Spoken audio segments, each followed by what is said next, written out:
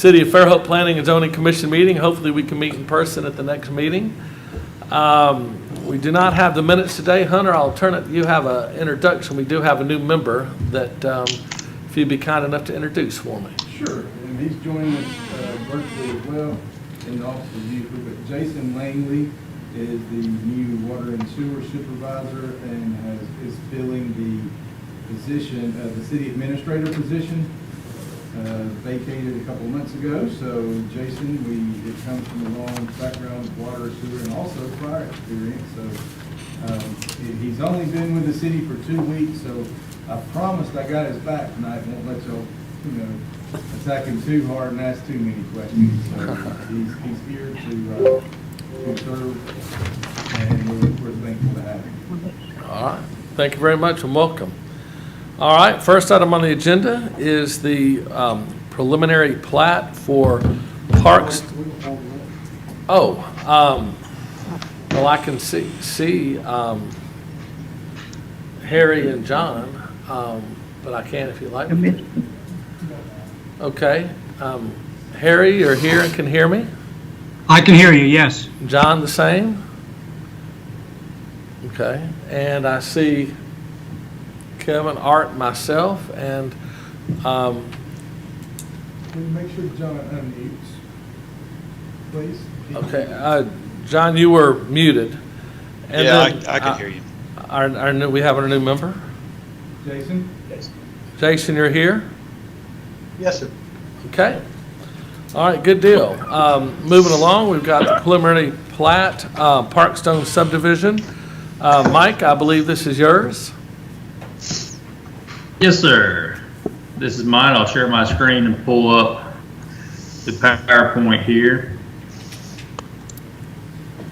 So this is the preliminary plat approval for SD 20.23 Parkstone subdivision. We heard this last month at the August Planning Commission meeting.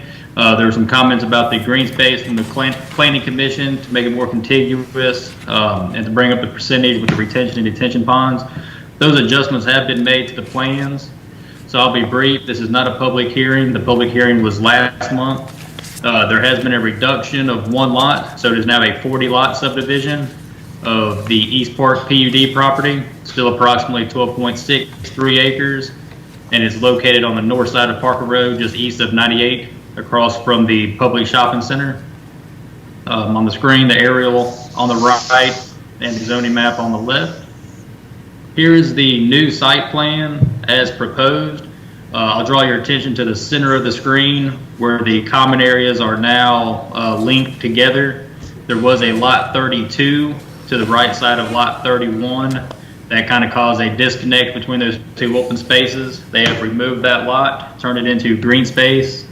The retention and detention pond 1 and 2 are no longer being counted for any of the green space, and they meet the 20% requirements of the subdivision regulations for green space. Just the approved PUD site plan that was there is still in conformance with it. And here's just the landscape drawing of the same site plan showing the different walking trails, benches, and there is a nice little gazebo in the center of that large green in the center for the common area and green space for the community to use and utilize. The site data hasn't changed other than the fact that the number of lots, as I mentioned, has decreased to 40 from 41. Just highlighted the green space changes, as I mentioned, has been altered, addressing the Planning Commission comments. The corner lot was removed, allowing the green space to be contiguous and not counting any of the pond facilities. Staff's recommendation is approval of SD 20.23. I'll be happy to answer any questions on behalf of staff. So we have Tom Granger with Sawgrass LLC, and we also have Matt Sankey, owner and developer of the site, to answer any questions for the applicant. Tom, do you or Matt have anything that you would like to add at this time? No, sir. I just if you have any questions, I'm here. Okay. In that case, commissioners? I make a motion. Okay. We already had a public hearing, right? Yes, sir. Okay. I move that case SD 20.23 Parkstone subdivision be approved as per recommendation by staff. Second. I've got a motion and I've got a second. The motion was by Art and the second was by Kevin. Any further discussion? All right.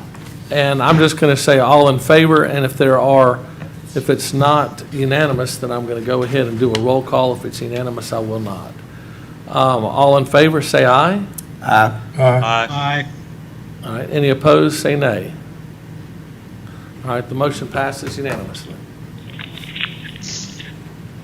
All right. Next item on the agenda, SD 2028, Park Place on Greeno. This is right across from the city recreational facility. And Mike Jeffries, you're doing most of the heavy lifting today, it looks like. You're up. I'm just going to get us kicked off and then I'll pass it on. All right. This is a multiple occupancy project. This site is a zoned PUD. Its surveyor of record is David Deal with Larry Smith, the engineer with SE Civil. As you mentioned, it's on the east side of US 98, just north of Atlanta, across from the Recreation Center. The site's approximately 5.28 acres, and the owner and developer is Carrick and Britt LLC. On the left of your screen is the zoning map. It's hard to see, but they're on the, like I said, east side of the road, highlighted in that light blue color. On the right side is the aerial again with the properties highlighted. The aerial shows that there's mobile homes currently on the site. Those have been removed and the site is currently vacant. This is the site plan that was approved during the planned unit development rezoning. What is unique is what got approved was buildable areas, not actual building footprints, with limitations on a maximum building area. For this MOP, we're looking at approving a total of 35 units for this site.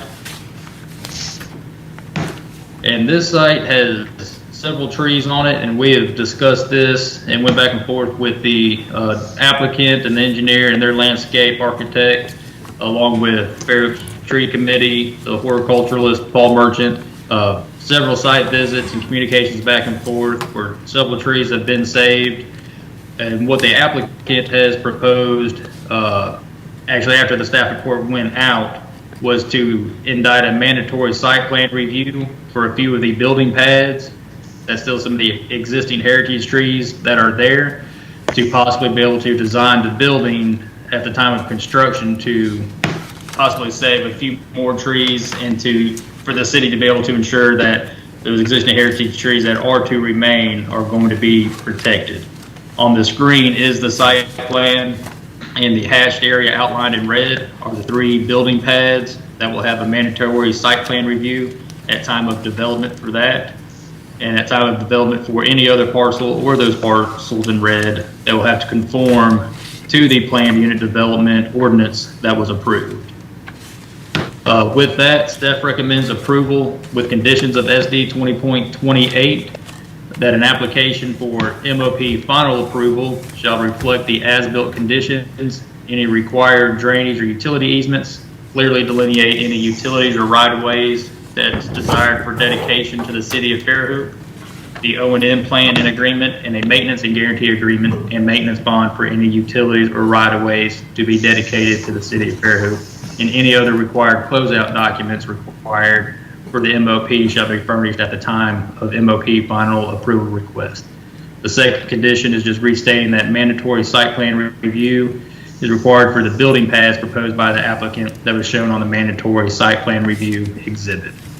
On behalf of staff, I'll be happy to answer any questions. I know we have Larry Smith. I'm not sure if Jonathan Kerrigan is on with us, but we do have Brian Britt on behalf of the applicant to answer any questions for them.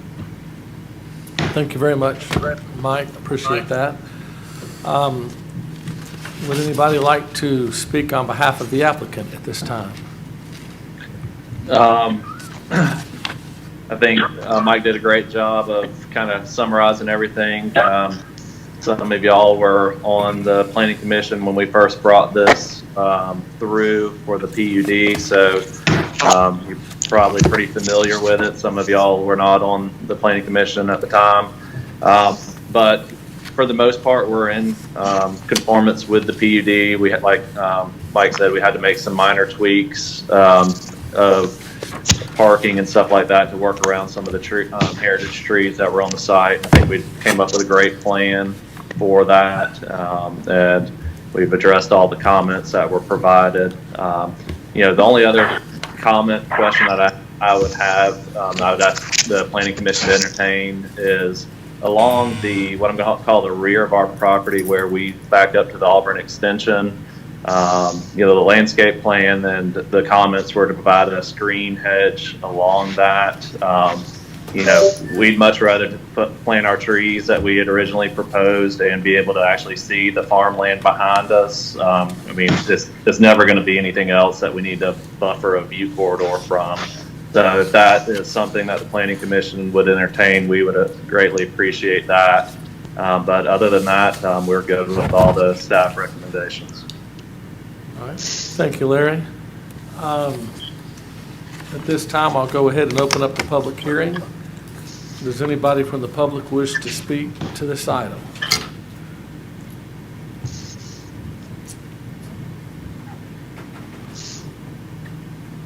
In that case, I'll go ahead and close the public hearing at this time. I'll turn this over to the commissioners. Overall, seems pretty simple with the exception there's one question. Mike, that sounds, fairly reasonable. The rear not having a buffer between that and the farmland. I think that is I drove through it the other day. It's a really pretty view back there. That Auburn could eventually sell that, or they may not. But it's not like when you back up to a piece of property that Mrs. Jones owns, and they're like, oh, Miss Jones will never own, sell that. Who knows? Nobody lives forever.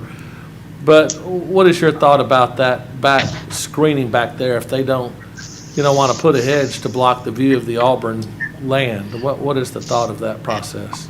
For that, the landscape buffer, one, is part of the PUD, and two, it's also in the tree ordinance that incompatible use buffer, because the property is zoned R1, is dictated by the tree ordinance. And get Ken's input on this as well, but I'm not sure that we have the authority at the Planning Commission level to be able to grant that waiver from that landscape buffer.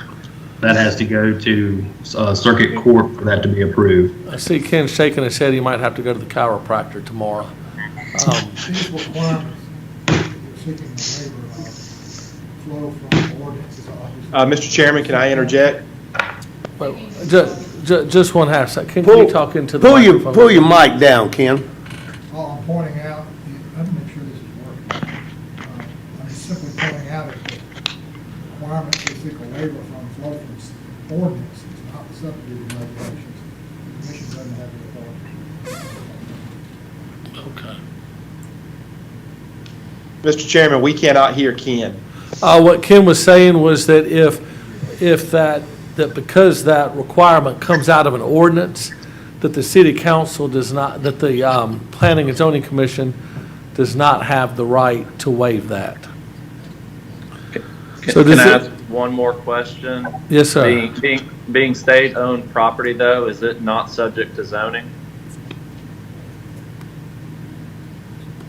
And so therefore, it would not, I know the zoning map might show it as an R1, but my understanding is state-owned property is not subject to municipal zoning.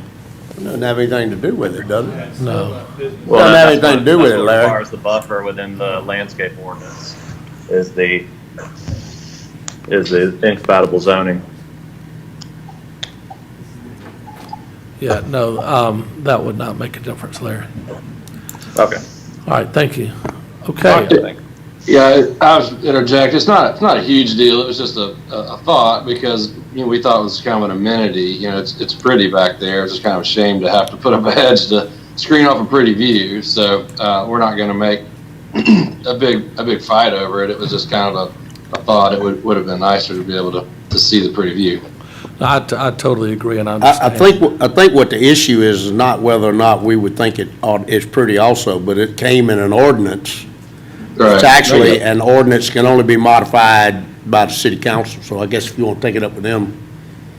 we can go take it up with them, but not, planning commission doesn't have the right to waive that. Yeah, we'll talk about it. Okay. Okay. All right.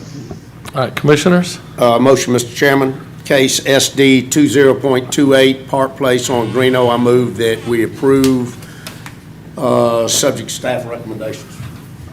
I've got a motion to approve, subject to staff recommendations. Do I have a second? I'll second it. I've got a second from Kevin.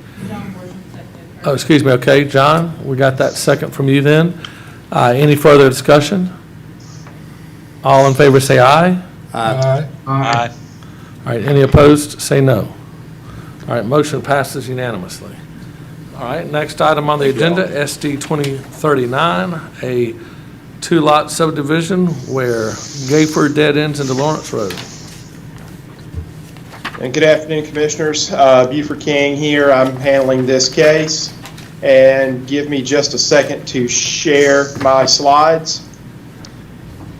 Okay, Commissioners, two-lot minor subdivision on Lawrence Road. And here's the locator maps. Locator maps, both aerial, and you see that the subject property is unzoned in Baldwin County. We've noted here the proximity to the developments that are within the city.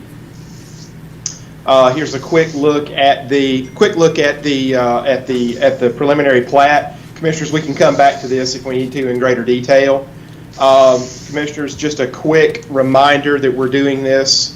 Something that we're doing for our applicants is to make certain that we preserve within the meeting the 60-day recording requirement if it is the pleasure of the Planning Commission to approve the subdivision. Commissioners, other than the two issues noted here on screen, pretty much the rest of the development is in order: lot size, lot width, etc. The recommendation is denial due to the two deficiencies you see here on screen. Sidewalks as required by the section you see on screen, and also not installation of fire hydrants as you see noted on screen. There is a request for a waiver of each of those items, Commissioners. And when we introduce the applicant's representative, we can go into whatever necessary detail we need to explain those further. But other than that, Commissioners, I will be happy to answer any questions on behalf of staff. So I've got, this is Art Buford. They want a waiver from the sidewalk and the fire hydrant requirements outright. In other words, they don't want to even discuss it. Is that what I'm kind of reading on this? Yes, sir. That is the waiver request. Can you tell me why? Is there a something reason into the record? for But that is example, that is the request that we preserved within the staff report. Did he hear me? No. Is there a reason for the sidewalk? I mean, not even to put a small easement along Lawrence Road? Commissioner, I will defer that to the applicant. Okay. All right. Larry, I assume you're going to speak on behalf of the applicant? This is David Deal. That would be me on this one, Lee. Okay. So basically, the client had someone interested in buying the 18-acre piece. So we're just basically taking a 40 and divided it in half. The subdivision regulations currently don't have a category for something like this. So obviously the standard requirements and checklists are to require a lot of things that may or may not apply in this situation. If you've been along Lawrence Road, you know there's a few residences on the west side of the road. On our side of the road, it's just a heavily wooded piece of property. So the owner here is just trying to divide this thing in half.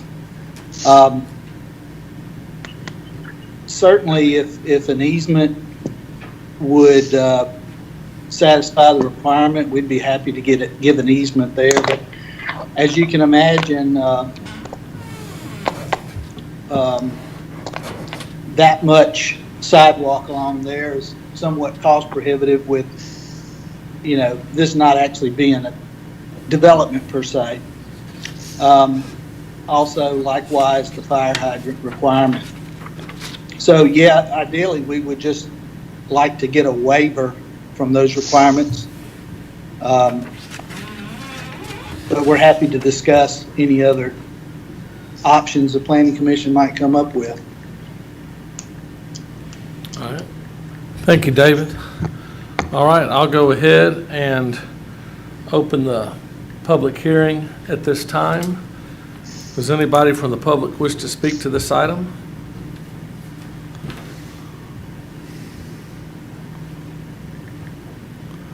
All right. I'll go ahead then, in that case. I'm sorry, did somebody try to speak? All right, I'll go ahead and close the public hearing at this time and turn the meeting back over to the commissioners. Anybody? I guess I'll start talking. I drove out there today. This is kind of an interesting point to me. There's not a sidewalk anywhere on Lawrence Road, so to require this gentleman to put 1,300 foot of sidewalk, it's not going to be tied in until the county gets ready to tie it in, because the house is already built. This is the only, I should say the only subdividable property, but you're not going to tie it into anywhere, go anywhere to it. Now, I understand the subdivision regulations have it, but to me, I'd prefer to have an easement just sitting there in case something does happen, the county does have, they do have a place to put a sidewalk, but to require them to have a sidewalk in order to divide it to 2 lots, to me, it's a little absurd with what's out there. I agree with you, Kevin. The easement would certainly, at this stage, and what it would do by having the easement there, it would keep us from having to have another issue when somebody wanted to develop one of those 2 20-acre lots. Correct. The easement would already be there, and I don't imagine Lawrence Road is going to be 4-lane anytime in the near future. So just having an easement there would preclude us from having to do battle over that at some point in the future. Yeah, the Single Tax Corporation just finished a project, should have been finished today, running sidewalks down Gayfer Extension, and they got to Blueberry. past to Blueberry, and eventually, they might want to go out there and punch to Lawrence. They might want to punch down Lawrence and go out to some land on Fairhope Avenue and loop that whole area and put a park out there, some item. So I think the easement is absolutely non-negotiable, but I tend to agree with y'all. We have had plenty of precedents where in these, 17-acre lots, we haven't required the subdivision, but we'd be crazy not to require an easement, without a doubt. What about the fire hydrant? Now, to me, Where's the nearest fire hydrant / water line? The Anybody? intersection of Gayfer and Lawrence. Where? The intersection of Gayfer and Lawrence. Hey, Art, Yeah. Just right there? so there is a fire hydrant at the intersection of Gayfer and Lawrence. And Wait a minute, then there hold is up, a David. water line running. I can't hear you. You turn him up? No? Speak up a little bit. Yell through the mic. act like you're talking to me, David. Okay. There is a fire hydrant at Gayfer and Lawrence. We did a fire flow test on it, and it has plenty of flow pressure. There is a existing water line on the west side of Lawrence Road. Now, David, you say a water line. Do you know what size water line? I do not. If it's 6 inch or over, it's fine. If it's 4 inch or less, you got a problem. Does that water line run down and hit 32? Not 32, 48. I'm sorry, 32. I'm 48. talking about 48. Yes, it does. You don't know what the size line is? I don't.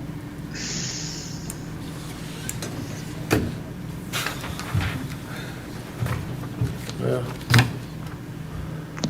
One of the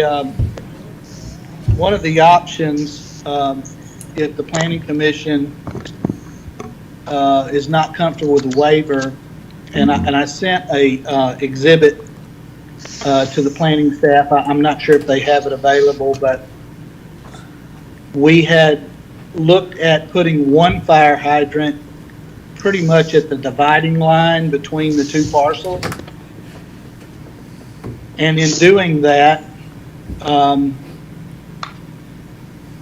you would basically have a 500-foot radius that would reach to any reasonable spot on those properties where someone might construct a residence. Okay, all right, are they in agreement to do that? Mr. Chairman, Yes, Buford? Mr. Chairman, I don't have any correspondence from the building official that is acceptable.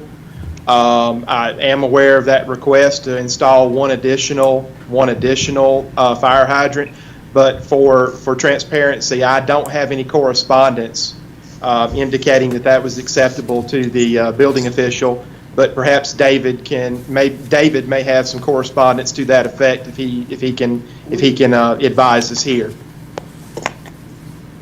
No, I do not. I did not receive correspondence on that. I won't have a problem with that.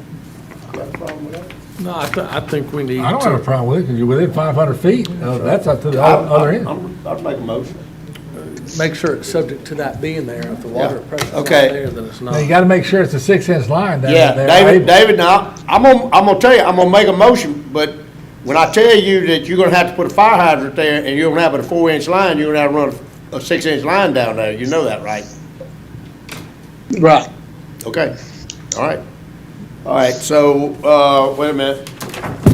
SD 20.41. SD 20.39 Lawrence Road subdivision, I move, we approve, with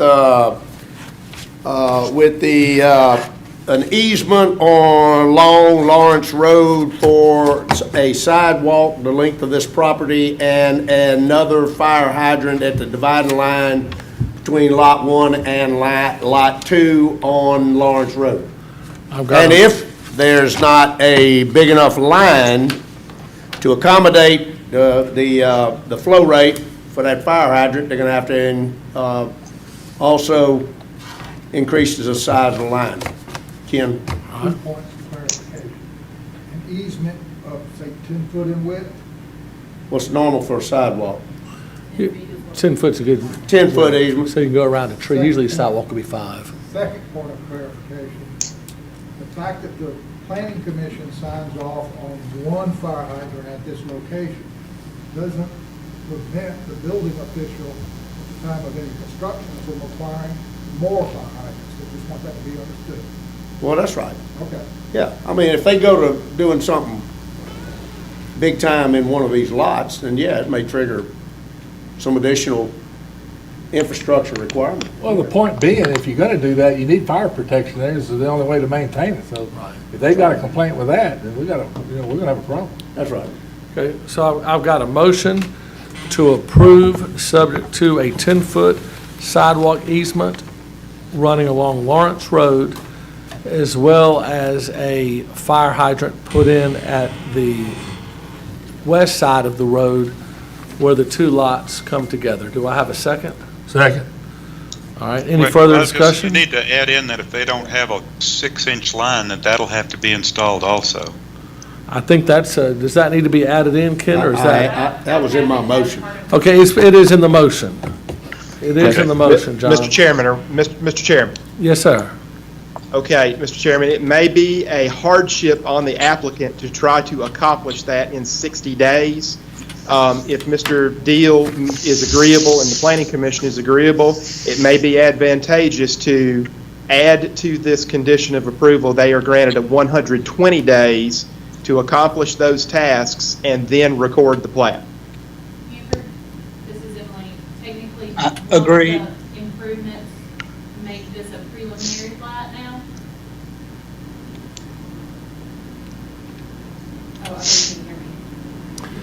Buford, Emily is shaking everything up, saying with those improvements, not make this a preliminary plat.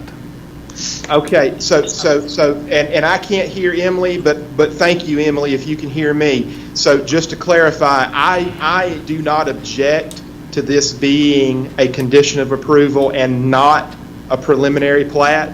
That is something that we have vetted internally with Ken's assistance, and unless Ken has an objection, I myself do not have an objection to treating this as a condition of approval and not a preliminary plat. That's why I mentioned the 120 days. Just as another point of clarification, we have that. Even when I turn mine on, It's not working. They can't do it. Why don't you come sit up here so you can talk? So go ahead, what are we going to say, Ken? I can repeat it. Understanding that where we're landing on this one is sort of an interim approach, because you remember it came up last month about these types of improvements kicking a minor over into a major. The commission had, some members of the commission had an issue with that, so I drafted some revisions to take care of that, some alternatives. It's being vetted by the staff now. Okay. We just don't have that back to the commission yet. So if we're sorting through that, just on an interim basis, I don't have any heartburn with that. All right, Buford, what Ken's basically saying is we've done a number of these, and that Ken doesn't have any heartburn over this setting a precedent because he's got some language to address this in the future that y'all are vetting now, so that if there's a problem with this, you know, we'd have something in the future to address this anyway. So, Art, do you have a problem with the 120 days? No, you can add that to the motion. Do you have a problem with the second on that? Okay. All right, so basically what we've got is a motion to approve subject to a 10-foot sidewalk easement and subject to a fire hydrant being placed on Lawrence Road. And I don't think it's necessary, but Art did include, just to memorialize, that even includes that if a 6-inch line has to be run there, that, you know, that it will be run there.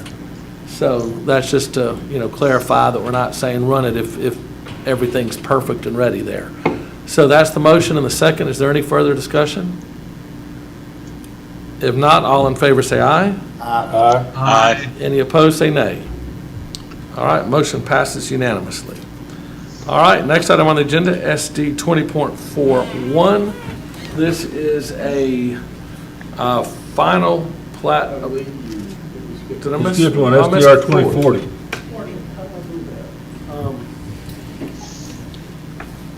SD 2040. Who's got SD 2040? And bear with me just a moment, Commissioners. What's I've 2040? got several things open on my computer. Bear with me just a moment. I'm handling the Aldi subdivision. Aldi subdivision. And we'll make this one quick, Commissioners. All right. No, wait a minute. You got 2040? I do. What is 20, hold on just a minute. What's 2040? it's only 3 This pages. is, All the, It's all these subdivisions. Literally only 3 pages. Okay, I threw mine away with 2039, Art. 39. Look here, Art. He's got it. Well, man, she messing with me now. She messing with me. There it is, right. Got it right here, Emily. Hot dog. I was already throwing me under the bus. All right, I'm with you. Okay, Commissioners, I think someone else is also sharing slides. Can whoever has control right now, Samara, can you unshare, please? It doesn't appear that I'm sharing, but Okay. let's see. Okay, I'm sorry. Nothing like live television. Come on, Samir, you haven't even gone yet, and you're messing our meeting up already. Come on.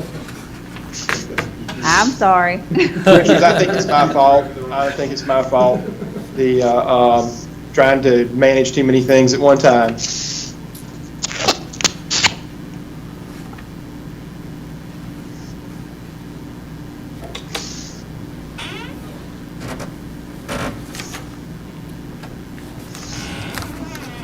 Okay, Commissioners, am I with you now? Do you see the 20.40 slides on screen? Yes, we can, Buford. Okay, Commissioners, thank you. Sorry about that. Commissioners, you have seen this case before.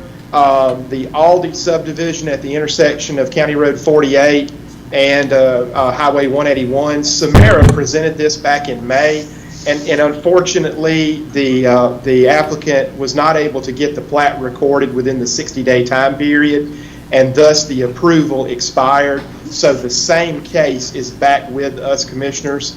And the 2-lot minor subdivision, of course, you're familiar with this intersection. Commissioners, this is in unzoned Baldwin County. It's sandwiched between properties in the city, but is in unzoned Baldwin County. Here's a copy of the plat. Commissioners, again, our standard reminder, and such is the case with this one, there's 60 days to get the plat recorded, and so we just remind that for the applicant's benefit.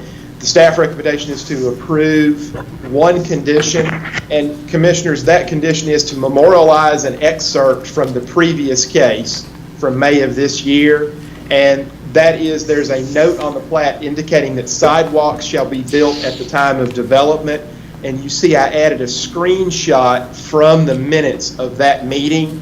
So you see that there were 3 conditions of approval from that meeting. Items 1 and 2 have been satisfied. Item 3 is the note on the plat regarding sidewalks. And so this is the identical application from previous. So memorializing that sidewalk approval was approved last time. Otherwise, everything else is in order and is satisfactory for approval. Happy to answer questions, Commissioners. Yeah, this is John. I just, going back, since this has already been approved, I don't know what it is, but the regulations say nothing about a 450-foot distance to lots with a fire hydrant. And Commissioner, very good. Didn't want to go into too much detail, and it's very difficult to see, but the fire hydrant is right there on the plat, and it had the fire flow that was necessary. The regulations are 450 feet between fire hydrants. I don't know if that's, I can't really see it on that screen. So I don't know if it meets that regulation or not. John, you could include that when we get to the point, I've got to open the public hearing and hear from the developer. Okay. But if when we get to that point in the meeting, if you'd like, to make a motion to approve and include in your motion that, fire hydrants, require that fire hydrants meet the code, I think, that would work in quite well. Okay. All right. Does anybody on behalf of the developer like to speak at this time? All right. If not, I'll go ahead and open the public hearing at this time. Does anybody from the public wish to speak to this? This is across the street from the Dock in the Box that's in the Walmart parking lot on the intersection of 181 and Fairhope Avenue. Hey, Buford, did you ask, this is Melody over at Kimley Horn, did you ask someone from the developer side? Sorry, I got some loudness over here. I just did. Yes, if you'd like to, are you speaking on behalf of the developer? Hey, hold on, sorry. Sure. Mr. Chairman, may I unshare for just a moment, and I'll be right back. Sure. Sorry, it's chaos over here, but there's hydrants on both streets. Sorry. Okay. So they're within 450 feet already? Correct, sir. Yep, Okay. They already exist. We tested the one on the west, but they are on both sides, south and west. Okay. Thank you. All right. I'll go ahead at this time and open the public hearing. Does anybody from the public wish to speak to this item? If not, I'll go ahead and close the public hearing at this time. Mr. Chairman, I've got an issue. You and I spoke about it earlier. Buford and Hunter and maybe Ken. The question comes to mind to me that Highway 181, right here at the intersection or coming south from 104, currently is a two-lane thoroughfare. We know that at least down to Fairhope Avenue is going to be in the next section of widening of that, of 181 to a 4-lane, supposedly to go even further south from there. Now, the question I've got and what I would like to propose as a modification would be that the easement that is going to be required along 181 for a sidewalk, that's going to be non-existent once they pick up the right-of-way for the 4-laning of 181. That's not going to be there any longer. Hey, Art, do you look at that thing that Buford showed, the requirement on the last motion was they actually build sidewalks when they get the building permits.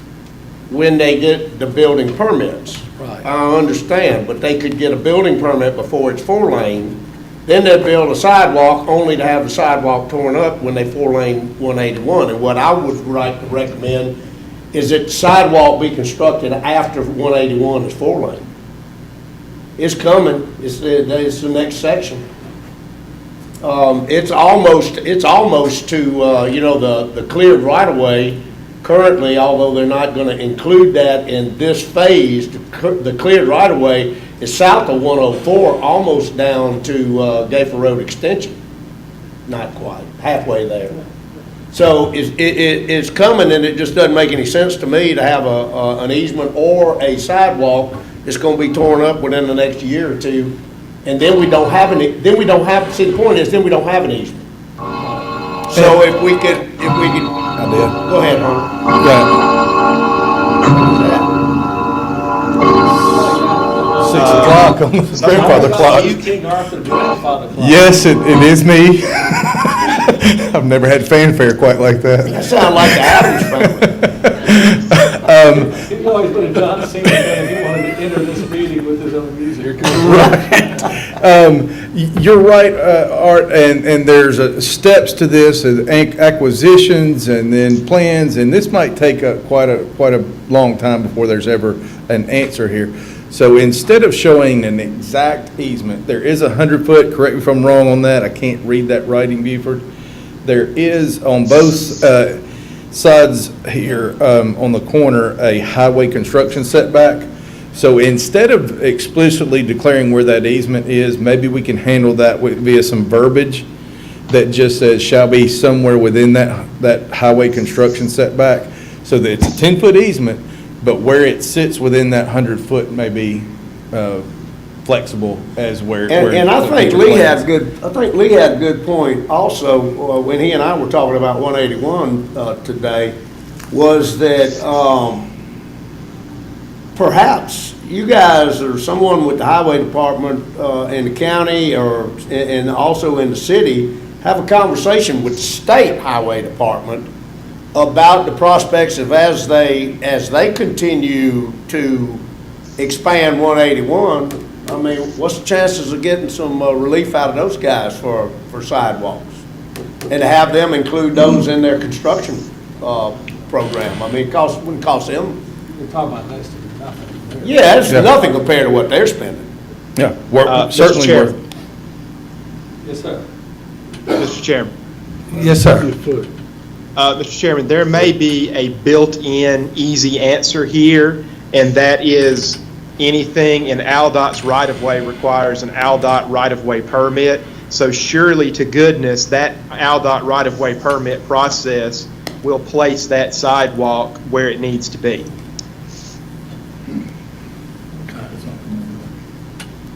But it's not right of way if it's on the private property right now. So you're saying if within a year, there's a building permit pulled, but ALDOT's not ready.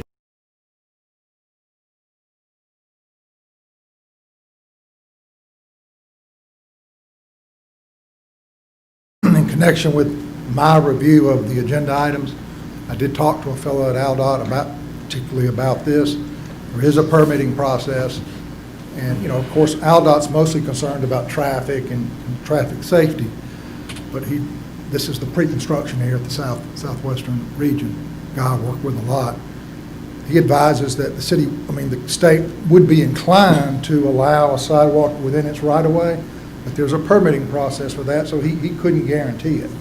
I understand. But obviously, what the city's desire is would be a factor that they would consider in deciding whether or not to allow the sidewalk. I mean, perhaps the resolution might be this, that to not require the installation of, or exactly locate where the sidewalks we want would be, contemplating that 181 will be widened. We do know that's coming. It may be a distant point, and we might not have the sidewalks for a while, but we know we would get them at some point, which is what we want. That if ALDOT won't allow the sidewalks to be within the state right-of-way, then they'll be required to put it in an easement at the margin of the right-of-way or somewhere in that area. And certainly that needs to be noted for, I mean, like you said, it could be a year, it could be 2 years, 3 years before ALDOT comes down that far, but at the same time, if they go into construction or development of one of these lots, they need to know that ALDOT's getting up to a certain point, but they're gonna have perhaps another 10 feet that they're gonna have to give up for that easement if ALDOT doesn't allow them to put it in the right of way. And don't forget about the Fairhope Avenue. Oh, yeah, and Fairhope Avenue. But if you want to go needs ahead. Needs a Yeah, if you want to go ahead and make that in the form of a motion. Okay. Yeah. Let's see if I can say that. Whatever I said. Whatever Ken said. All right, case SD 20.40 Aldi subdivision. I move that we approve as per the staff notations presented by Buford, and that there will be a sidewalk easement along Fairhope Avenue, and that at some point in the future there will be an easement along Highway 181 after the State Highway Department determines the width of their right-of-way in that area as they begin to four-lane it. And if it is not allowed in the state right-of-way, that the owners of this property will be required to have that 10 feet adjacent to the right-of-way. Now, the original motion, we were requiring them to build the sidewalk on Fairhope Avenue when the building was built. I'm sorry, that's right. You're right. Can you share the last language from the previous case on the conditions, please? Sidewalks should be built at the time of development. It says sidewalks will be built at the time of development. And it doesn't say where. You see it? And I think that this is sufficient. I would actually like to, just from a procedural, add one note to your motion that says that language should be put on the plat. Yeah. Oh, yeah. Yes. Although you eloquently said it, we'll fine tune that Clean it language. up. Okay. All right, and that'll be put on the plat. Do I have a second? Second. All right, any further discussion? Yeah, what he said. All right, no further discussion. All in favor say aye. Aye. Aye. All right, any opposed say nay. All right, motion passes unanimously. Next item on the agenda, am I at SD 41 now, Emily? I believe. SD 41, final plat approval for Battles Trace Phase 7. And that'll be Samara. Yes. This is Battles Trace Phase 7, SD 20.41, a 38-lot final subdivision approval. Again, this is a request of RSA for Battles Trace Phase 7. It's 18.9 acres and located at the east side of Colony Drive, just north of County Road 34, also known as Battles Road. Here we have our zoning map and our aerial view. This property is zoned TR. This is our plat along with some site data. This application received preliminary plat approval in January of 2020. They have satisfied all the necessary requirements of the final plat checklist as well as the subdivision requirements. The follow-up activities that are going to be required by staff and/or the applicant are as follows. The condition of approval number 2 memorializes the listed follow-up procedures required of staff and the applicant. Number 1, the applicant shall furnish to staff a copy of the recorded final plat and a copy of the recorded stormwater operations and maintenance agreement. The final plat must be recorded in the judge of probate's office within 60 days of final plat approval by the City of Fairhope Planning Commission, or the final plat approval is null and void. Upon receipt of items included in A above, staff will prepare a draft resolution of dedication of the improvements to be dedicated to the City of Fairhope and transmit the draft resolution to the city clerk for editing and inclusion on a future city council meeting agenda for adoption by City of Fairhope City Council. The mayor of the City of Fairhope will execute the resolution of dedication as well as the maintenance and guarantee agreement upon adoption. The city clerk will serve as the custodian of the maintenance and guarantee agreement until release by staff. Number 2, maintenance and guarantee agreement expiration, 2 years from the effective date, the date executed by mayor. Forms for the maintenance and guarantee agreement and maintenance bond will be furnished to the applicant in electronic form upon approval of case SD 20.41 by the Planning Commission. A maintenance bond has not been required for phases within the TR district. Number 3, stormwater O&M inspections. First inspection shall be completed by City of Fairhope staff by December 31st, 2025. Subsequent inspections shall be complete by the City of Fairhope staff by December 31st and every successive 5th year following the initial inspection. Staff's recommendation is approval of SD 20.41 with the following conditions, and that is just to memorialize the follow-up activities required by staff and the applicant that were described in the previous slides. And that is all that I have. Mr. Tim Lawley and Stuart Smith from Goodwin Mills and Kaywood were the applicants representing RSA. Thank you, Samara. Tim, are you here? I don't, or is anybody here on behalf of the applicant? Lee, I'm here. I don't have anything to add to what Samara has to say. I'll be happy to answer any questions if y'all have anything for me this evening. I do not. It looks really good. I drove through there. It looks excellent out there. Very thank you. I'm glad to hear that. Very attractive addition to Fairhope out there. I'll go ahead and, in that case, and open the public hearing at this time.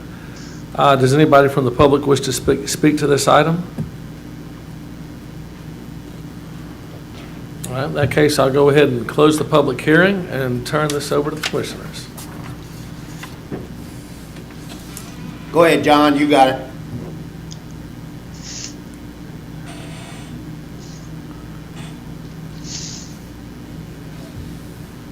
What have I got? You got the motion. I know you got this one.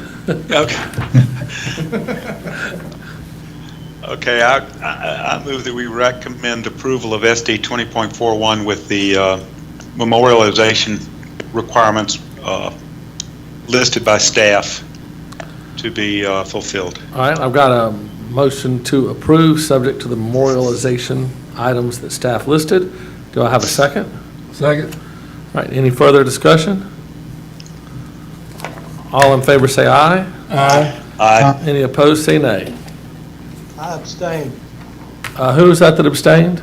Jason? Jason abstained. Okay, you got that, Emily? All right, next item on the agenda is Portico Phase 2.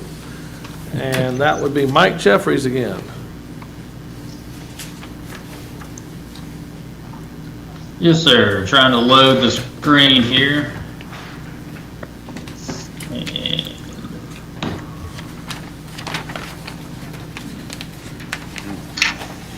And the appropriate case. So this is a site plan review. It's SR 20.02 of Portico Phase 2. The site is approximately 3.5 acres. It is zoned B2, and it's very important to note that it's inside the Central Business District. It's located on the northeast corner of Fairhope Avenue and Brown Street. Chris Lee is the engineer of record, and the owner and developer is Left Rigger LLC, Chris Haley. On the map, I'm sure most of you are familiar with the site. On the left is the zoning map showing that is B2. To the left side of that property is the post office. On the right is an aerial that has an old image listed there. We'll have a better aerial image here in the next couple slides to show you what has already been developed and what the site looks like currently. Some comments. So this is already an existing approved site plan. One building and parking and drainage has already been constructed. I'll quickly go over what was approved and what the proposed changes are.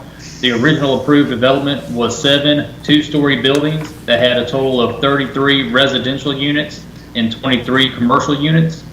At the time of that original development, it also had an MOP or multiple occupancy project approval that approved those units.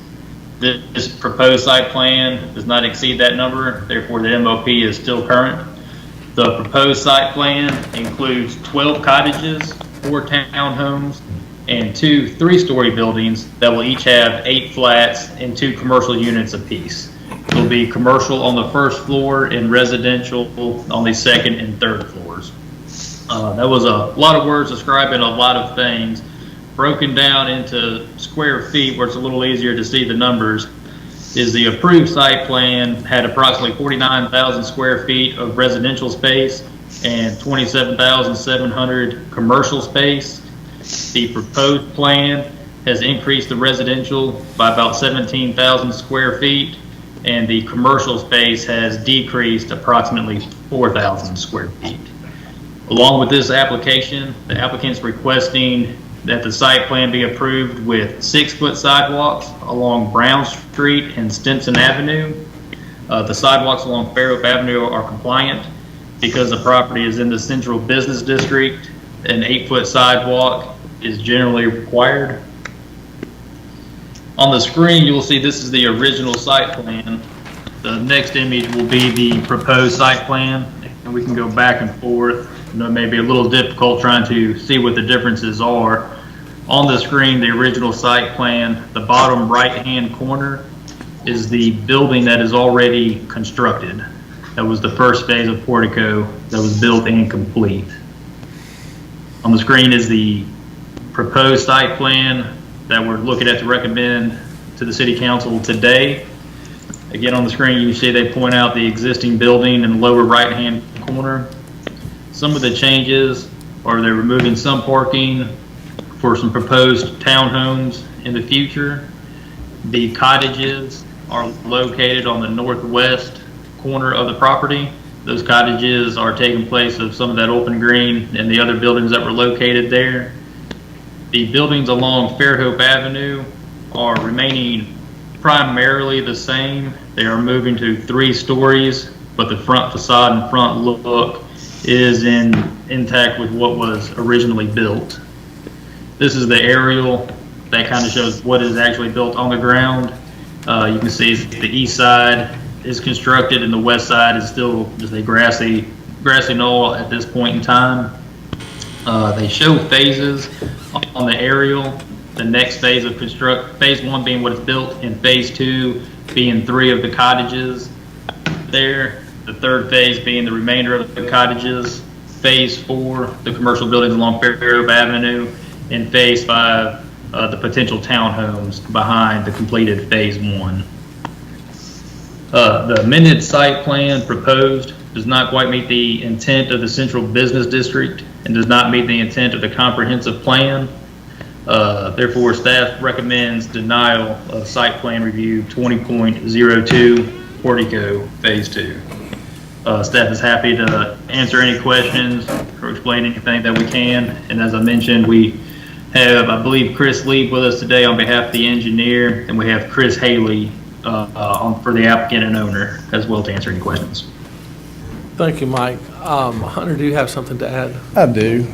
Actually, I don't have to stand here. I can throw my mic a bit. So, I've got to explain this process here and add a few things we've kind of discussed. And I would like to mention at this point that Hunter and I did have a meeting with the developer discussing the ground floor residential on this. I'd just like to throw that out.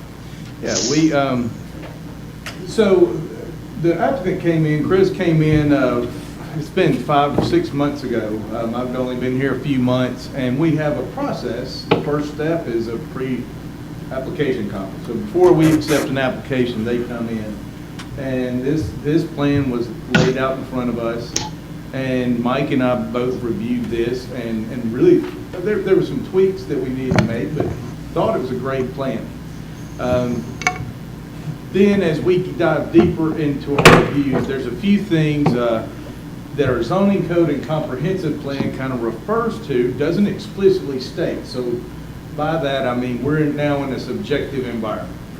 And without the institutional knowledge of how things evolved and really our goals, I started questioning what is residential in the CBD, especially ground floor, appropriate. At the core of our denial, as the staff report was written, that is at the core. So, you know, our gut reaction was this is a nice development.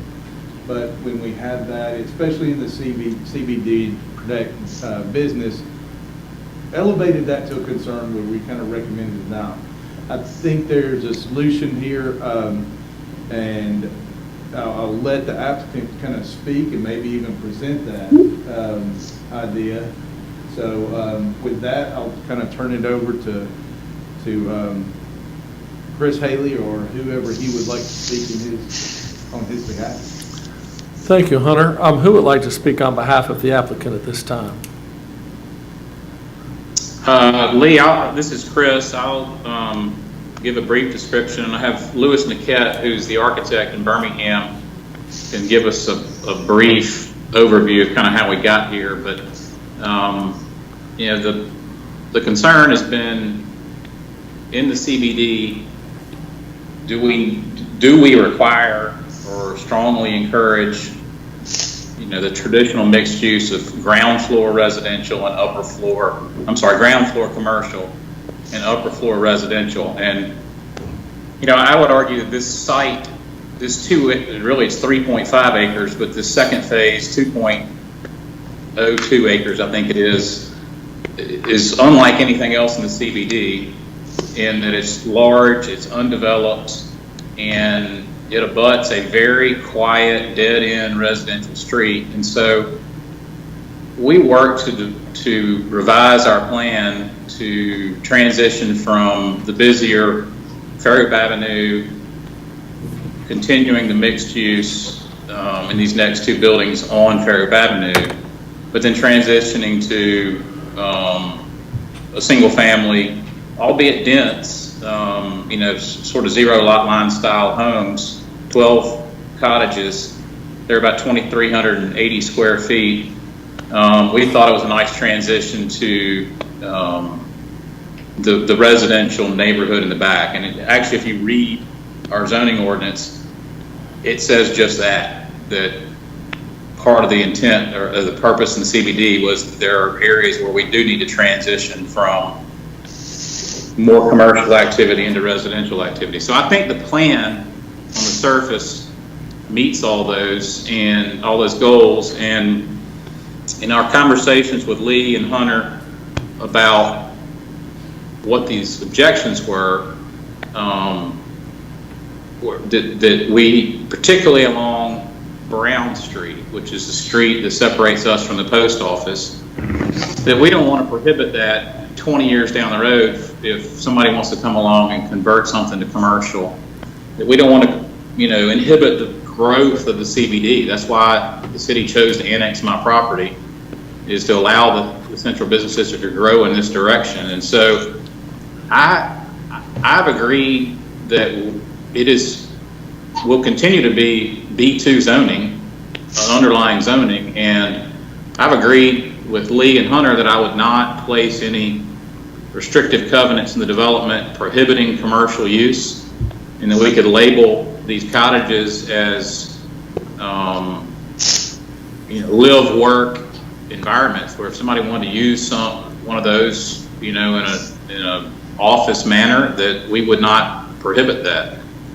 And so I think that seemed to allay some of the concerns that were raised by staff about this not being the traditional mixed use ground floor commercial use. And so I'm willing to do that. I would like Lewis, since he's been sitting here for an hour and a half waiting for our turn, he's got a lot of experience with mixed use projects all over Birmingham, Atlanta, all over the Southeast, a lot of work at 30A. He's done work at Rosemary Beach and Alice Beach. He's a very well-respected architect. And Lewis, maybe you can sort of more eloquently describe why we think the site plan is a good transition from the commercial use back to the residential side of the property. I'll be happy to, Chris. Thank you. Again, my name is Louis Niquette with Niquette Architecture and Design.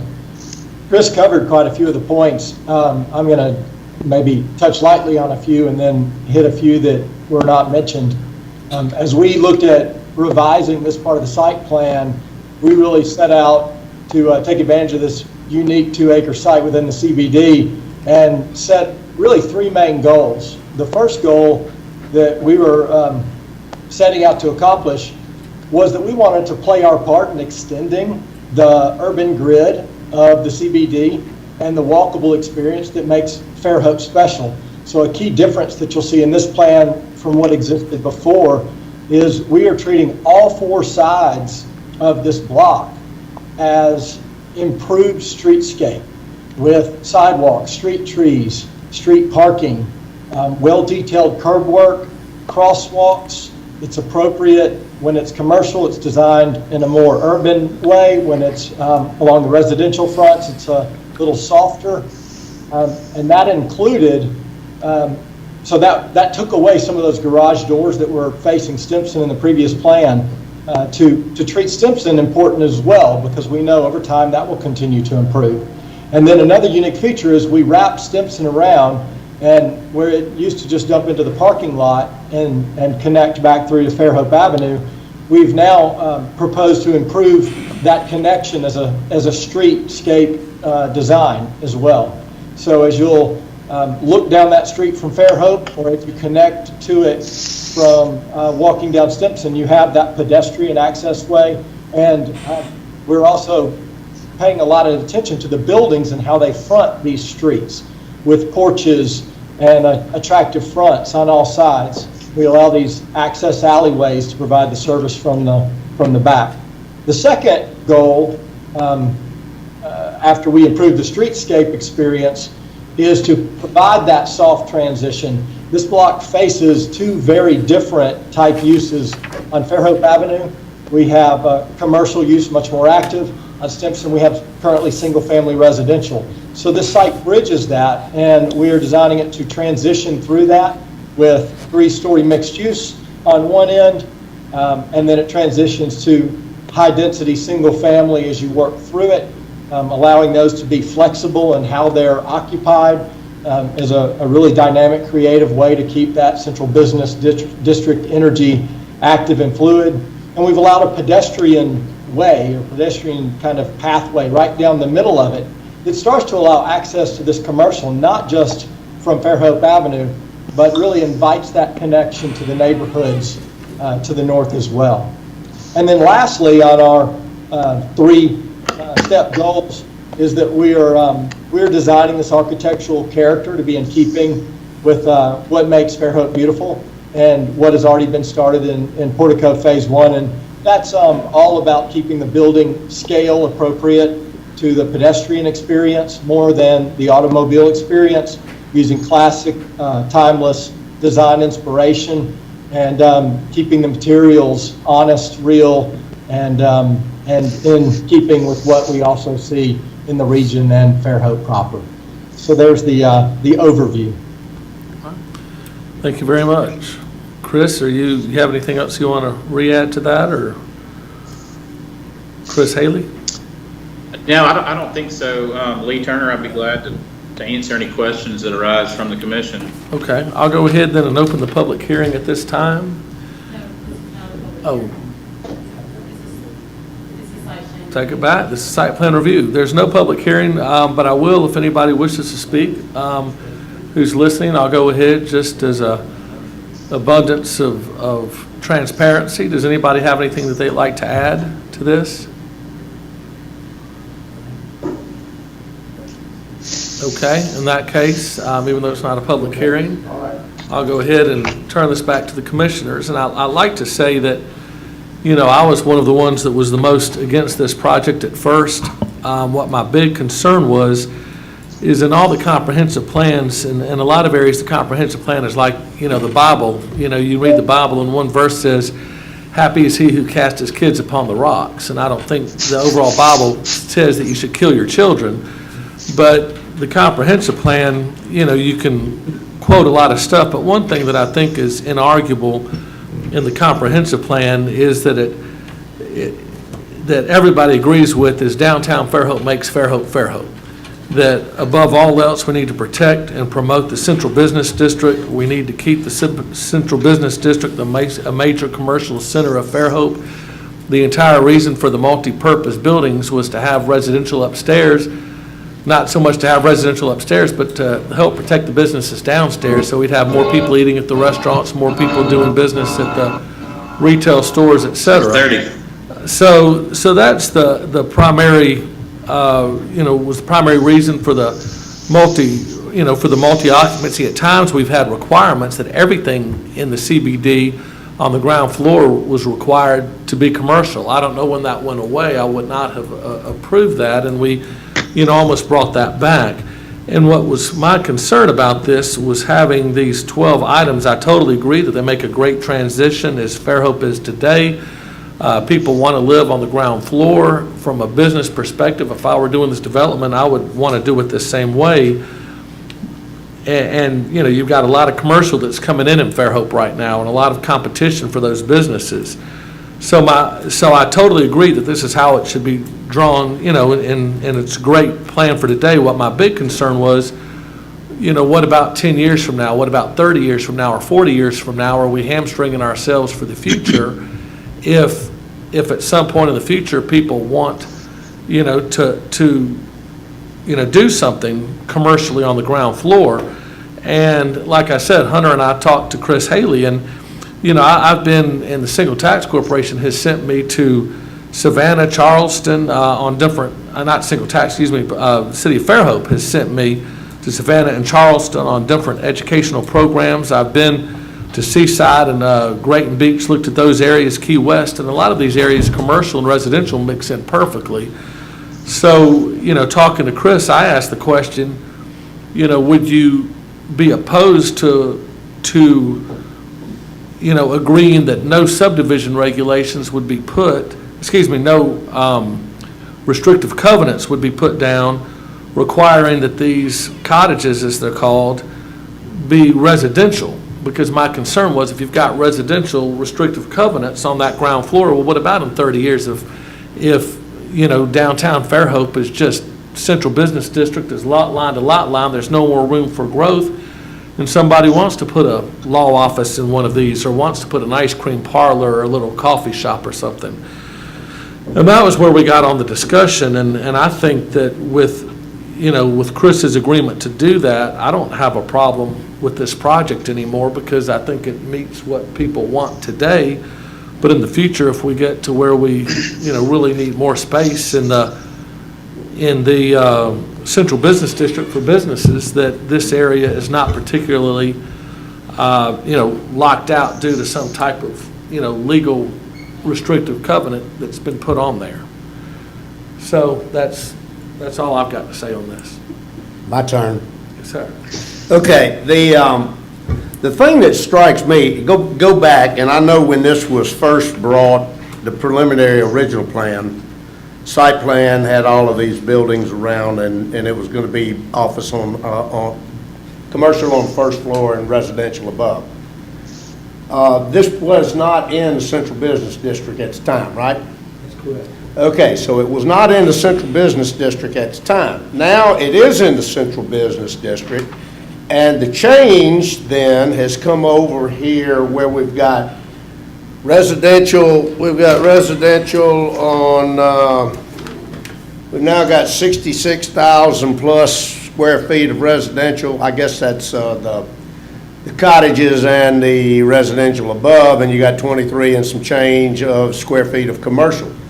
The question that I've got now, however, even though this is now in the central business district, is you call it, you can say, okay, you can use it commercially, but if you've got 66,000 square feet of residential located in this spot, where are your residences going to recreate? I mean, the space is full. You know, realistically, there's no green space in any of this. And you can say, well, it's in the central business district, and that's true, it is. So you really don't need green space.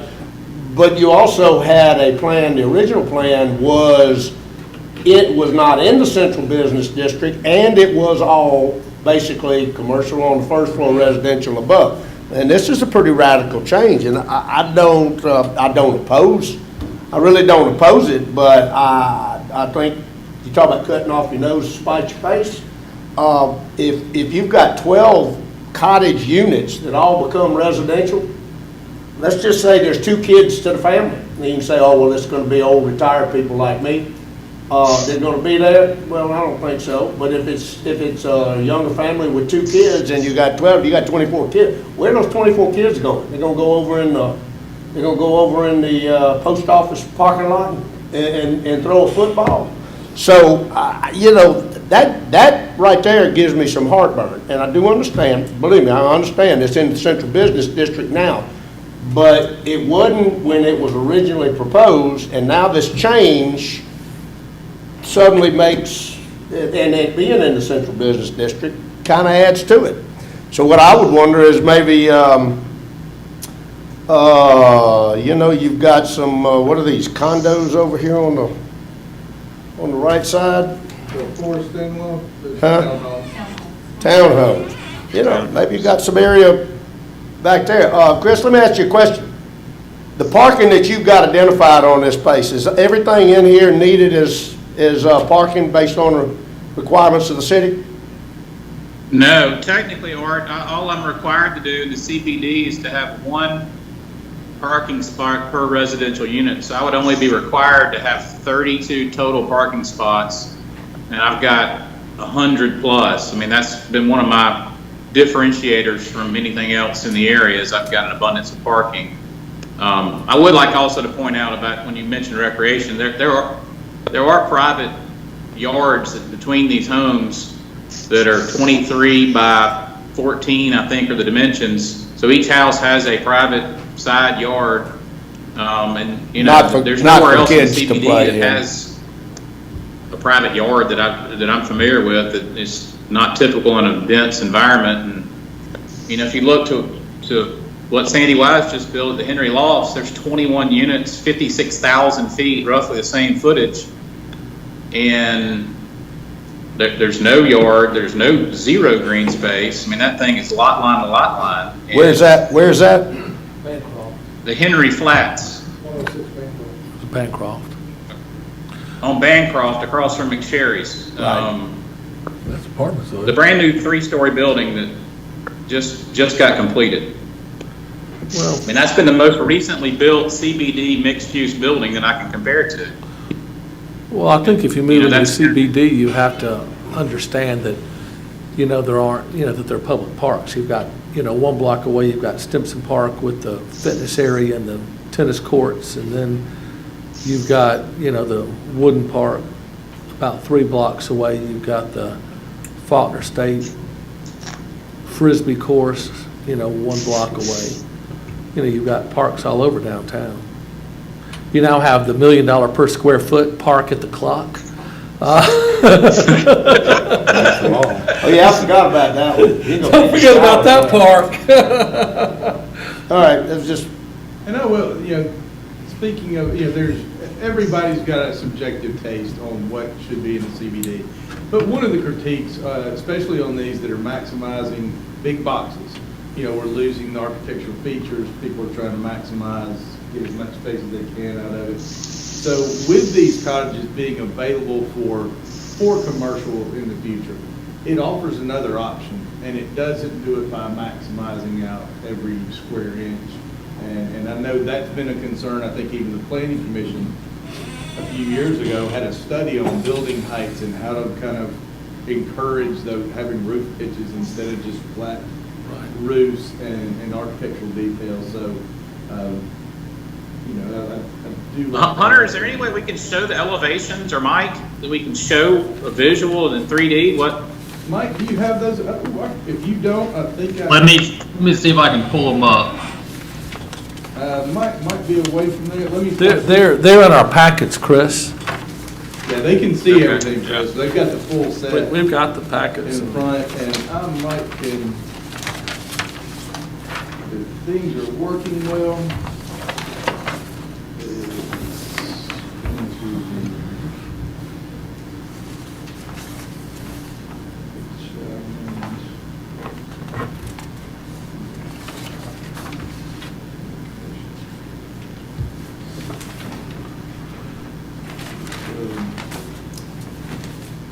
all right.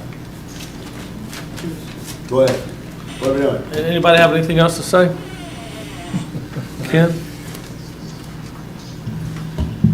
It's what we're talking about.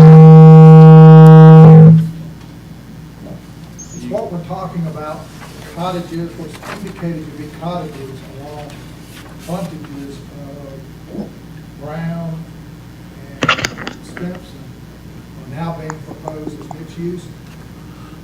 No, just they're buildings that people, they are going to be marketed, I think, for, people to live in as dwellings, but they're not going to have, they're going to be in the CBD, they're going to be zoned B2, and they're not going to have any restrictive covenants requiring that they be used residentially. So at some point, if somebody wanted to put a law firm in one of them, I doubt anybody would in any central one, but, right there along Brown, this may help Chris if somebody, on the Brown side says, I don't want to be across the street from the post office ingress, egress, where they're bringing in packages, wee hours of the morning.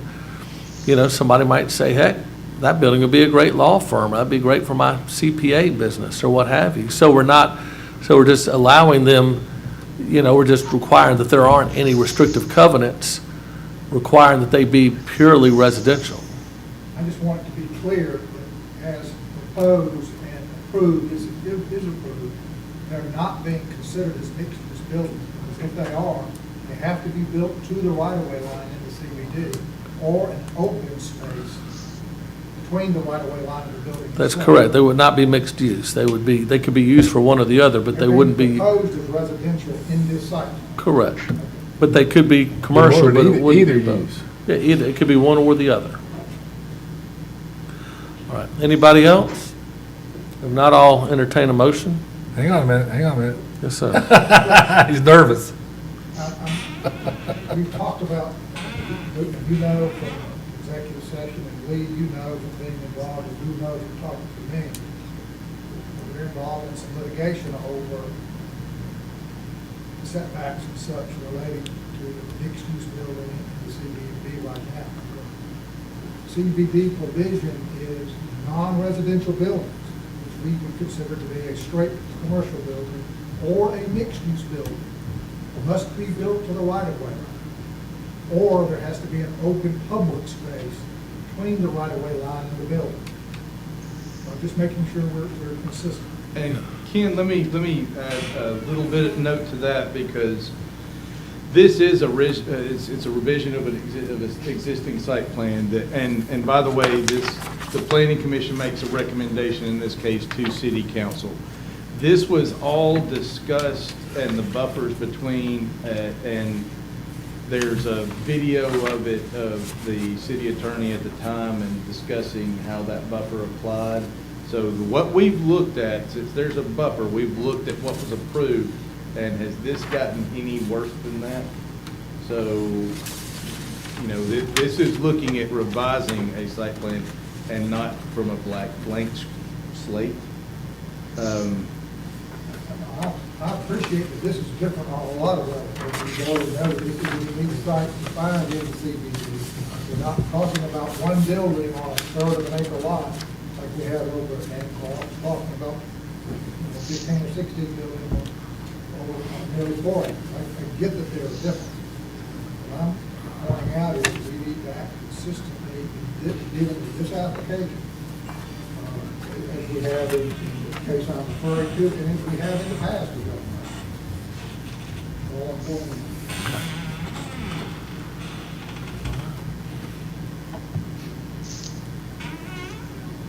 Okay. Anybody else? Any questions, concerns, comments? If not, I'll entertain a motion. This is Clary. Yes. Okay, so I just want to make sure I'm understanding this, because I'm on the phone, and I'm trying to look at something and look at that at the same time. So, By the way, Clarice, hold on just a second, because here there's a little confusion. Clarice did join us by phone, so we have a new planning commissioner on. All right, welcome, Clarice. Thank you. Okay, so basically, I just want to make sure I'm getting like a full understanding of, so there can be a building and there can be a person living in this building, but next door to that building, it could be a law firm. And then on the next building, there could be a person living there. So every other building could be like a business and then a home. That's Am I understanding that correctly? That's correct. Okay. And that's what I was saying. There are a All lot of places that people think, oh my gosh, how can you mix those? But there are a lot of cities like Savannah and Charleston, and even if you look at Seaside, and a lot of these places where they mix in quite nicely. Yeah. And we want to make sure they're still they're not only in the CBD, but they're also on B2 zone property. So regardless of the use, it's the intent there is that is always available for a business use and any use allowed by right in B2. There's no problem for residential being B2 without rezoning. In this situation, yes, because in B2, there's really, you don't have a lot of setbacks building. You can have multiple buildings. There's not a restriction. There's not a restriction on lot coverage. So, in single family and multifamily is allowed. All right, commissioners? Any further questions? If not, I'll entertain a motion.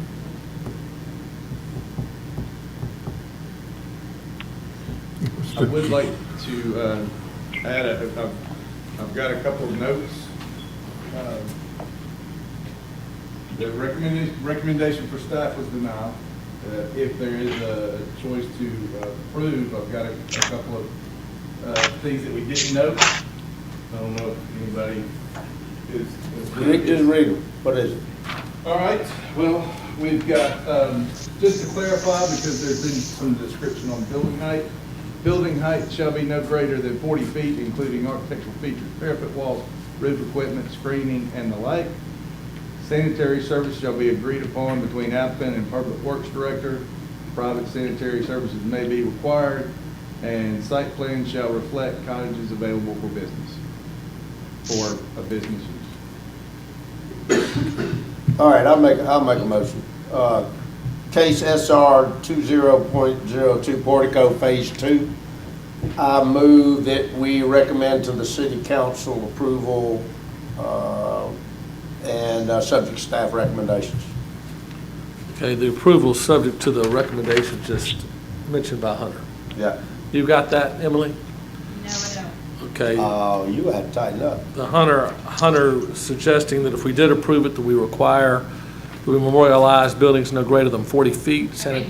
Yeah, I'm sorry. Yes, I have 3 comments, but I didn't know if you added anything. No, those. No, I added those in. Okay. Do I have a second? I'll second. Motion is second. Any further discussion? All in favor say aye. Aye. Aye. Okay, any opposed say no. All right, the motion to. No. Oh, I'm sorry, that was a no. Okay, we're going to do a roll call since we have a negative vote. All right, so on the ayes, we have Art. Aye. And we have Kevin and Lee as ayes. And then, Clarice, you're a nay. And then Harry. Aye. You're an aye. John. Aye. And then Jason. That's an aye. That was an aye? You got that? Okay. Yes, sir.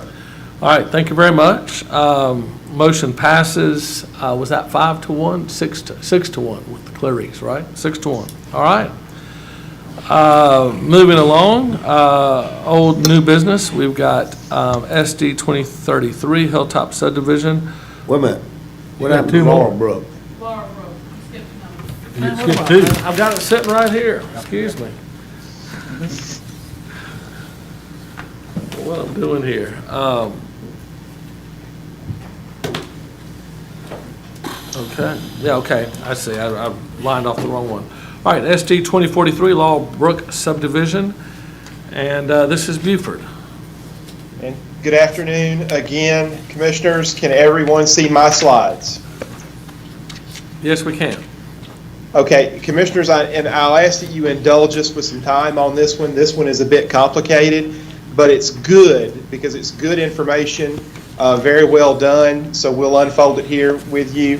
And so this is a village subdivision request, as the chairman stated, known as Laurel Brook. And Commissioners, here's your locator map. You have both an aerial and a zoning map. Hold on just a second. We're seeing somebody's screen that's clicking on Teams, not any plans. I think you clicked the wrong window to share, so if you'll unshare and start again. Yeah, I need to rejoin. Rewind yourself, Buford. Okay, I did not know that someone else could kick me out. There you go. Okay, how about that?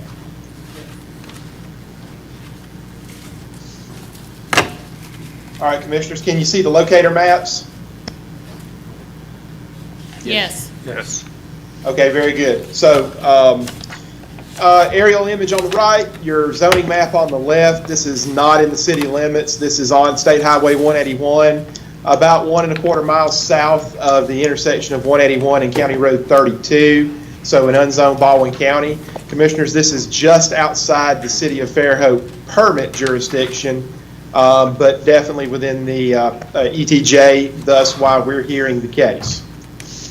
And Commissioners, this is a village subdivision approval, so this is not a preliminary plat request, but we do have a plat to show you, and we can reference back to this as necessary. And so, Commissioners, the background information before you, this is a 68 Ventures project with Dewberry providing the engineering. And Commissioners, you may see some conflicting information in here. We'll make it as clear as we can. This was originally submitted as a 120 lot subdivision. Through the review process, that was revised to 100 lots, and so 2 phases of 50 lots each. Again, you may see some conflicting information because we did some very last minute edits before putting this item on the agenda and preparing the staff report. So just be aware of that, and we can clarify that as much as we need to. And Commissioners, what I'll do is take you through some of the images here very quickly, show you the appendices very quickly, then we'll fall back to the text. And so you can see the arrangement of the 100 lots, some of the amenities included, proposed for this village subdivision, and then these appendices that you see before you basically indicate the various types of amenities that is proposed by the developer. And so, Commissioners, most of the details we can actually explain just going through the actual staff recommendation, which is approval of this village subdivision. And what I'll do, Commissioners, is paraphrase, because there's 10 items of 10 conditions of approval.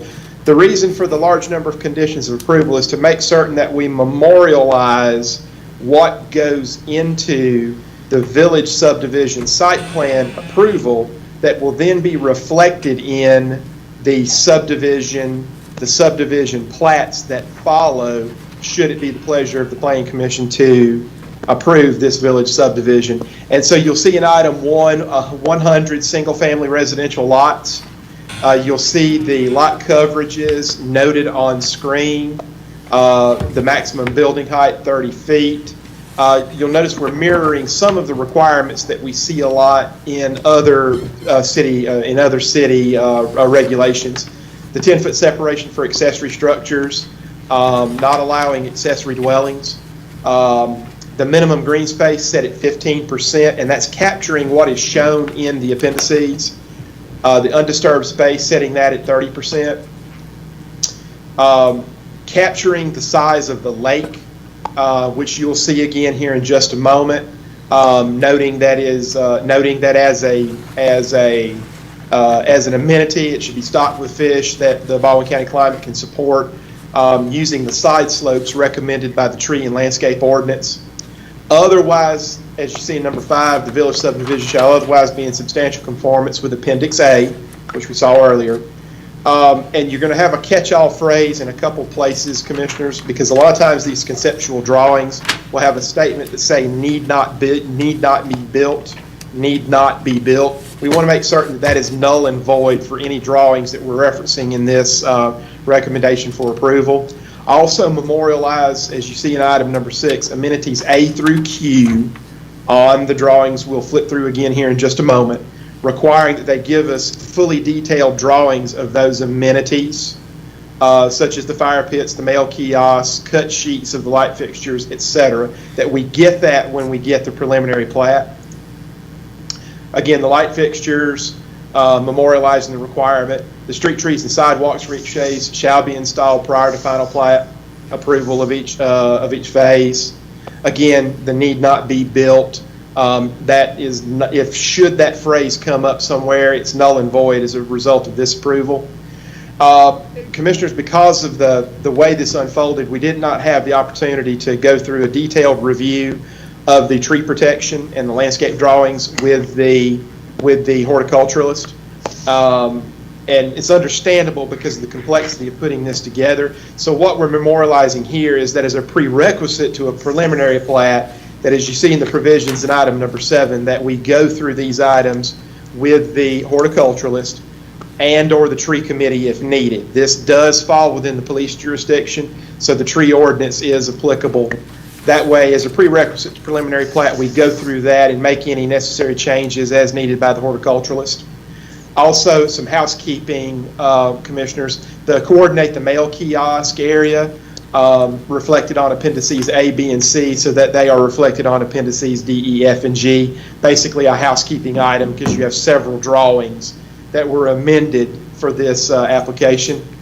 8, 9, and 10, Commissioners, are also some housekeeping items, just memorializing the fact that it's within the police jurisdiction, so the signage ordinance would be in effect. We want to make certain that the 30-foot emergency fire access, and I'll show you that here in a second, in just a moment, is capable of being traversed by a 75,000-pound GVWR vehicle, so that way we know that it can support the weight of a fire truck. Also, from a life safety standpoint, if that access is to be gated, that it's approved by the fire authority having jurisdiction, the Knox box that some of y'all may be familiar with. And also to bring to the Planning Commission's attention that we don't have sidewalks shown along Highway 181. I put in item 10 as a placeholder if the Planning Commission felt they were necessary, and put them in a pedestrian easement along the margin of Common Area 1 adjacent to Alabama Highway 181. And Commissioners, just to flip through this again very quickly, you see Appendix B, laying out the street trees, laying out the site. The legend, it's very difficult to see in here, but in your packet you'll be able to see it much more clearly. Each of the amenities are shown in the legend, and so what we've done here is by all those conditions of approval have memorialized that those will be the minimum standard required for the village subdivision. And some enlargements of the amenities. You see the treehouse the tree house and some of the gazebos and shade structures that they have, the trailheads. And the rest, Commissioners, are basically the tree protection plan that we mentioned we'd want to do a standalone review for compliance with the tree ordinance as a prerequisite to the preliminary plat. Commissioners, the applicant has provided a separate slideshow, and with the chairman's permission, I will put that on screen, but wanted to pause for a moment and see if there were any questions for staff. I don't have any. Go ahead, Buford. Okay, so Commissioners, if you will bear with me just a moment, I'm going to unshare, then load the the applicant's slideshow.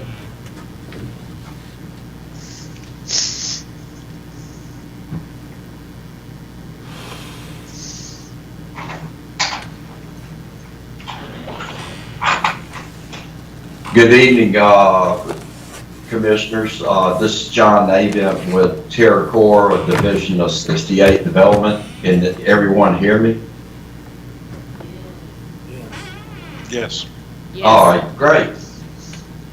So as Buford pulls up the stuff, we'll start. Then again, this is development is Laura Brooks, and I'm with TerraCore Development. Buford, if you don't mind, just hit the next slide on it, please, sir. Well, this is just a project summary, and I'm going to start from the right and go back towards the left, if you don't mind. The project is 59.72 acres. It's 100 lots.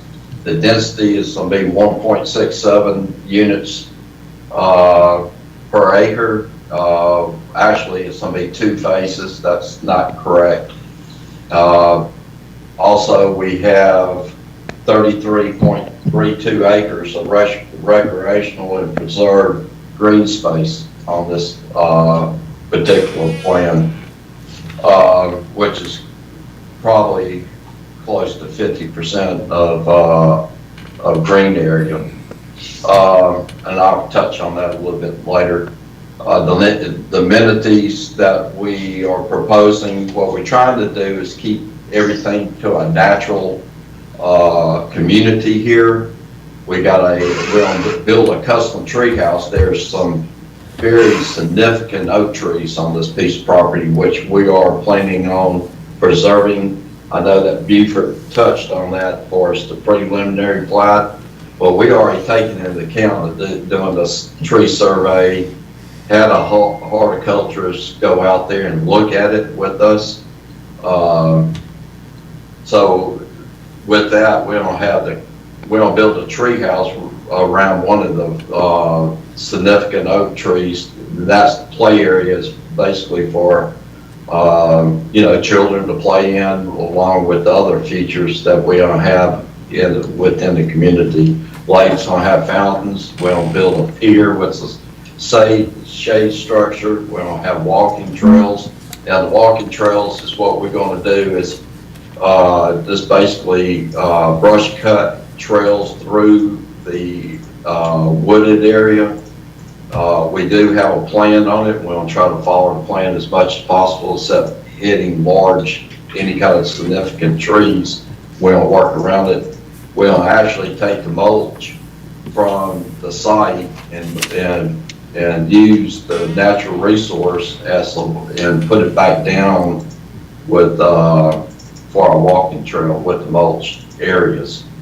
We don't have fitness stations along the walking trails, and we have a gathering area by the pier structure, which is on our fire pit, and this is a little sitting area. What I really want to touch on the next thing is we spent a lot of time and effort on this. I know the last time this was presented, it was more a lot block type development. What we're trying to do is get away from that. This is a pretty significant, the natural resources on this piece of property is something that we want to try to work around rather than destroy. With that, we have designed what we call a cluster development.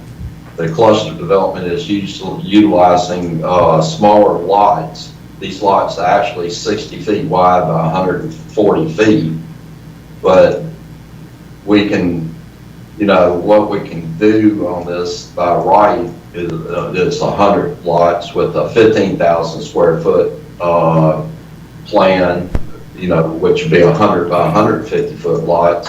But I'll demonstrate the differences between that plan and a cluster development. Then again, we have large recreational areas, extensive walkability, unique amenities, and we have a 50-foot green space buffer around the entire property. Also, Buford, if you don't mind, hit the next. Let's go to the actual plan, if you don't mind. If you look at the plan, then again, it's highlighting we have a 50-foot buffer, and the closest lot is 50 feet from any out-boundary property line. As you can see, the island, the lake itself is about 3.4 acres.